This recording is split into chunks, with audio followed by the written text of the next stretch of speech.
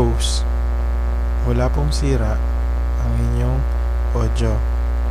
Nataon lang po na nawala ang audio namin habang tinatransfer po siya.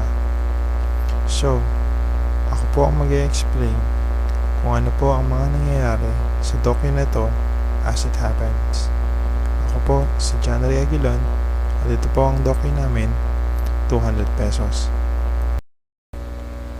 Ito po yung part ng video na kung saan ay ina-explain po ni Duplan kung magkano po ang target naming price. Ito po ang part na kung saan bumili po siya ng ice cream na worth 200 pesos. Dito naman po, ina-explain niya kung ano po ang nabili namin na worth 200 pesos para sa mga less fortunate na tao. Maraming po itong mabibili, hindi po kagaya ng example naming una na ice cream.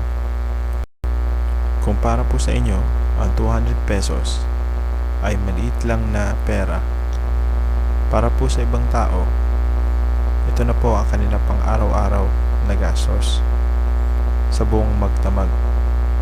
Kaya sana po, pahalagahan po natin ang pera natin at gamitin po ito ng wasto. Salamat po sa inyong pakikinig, panonood ng aming video. Maraming salamat po.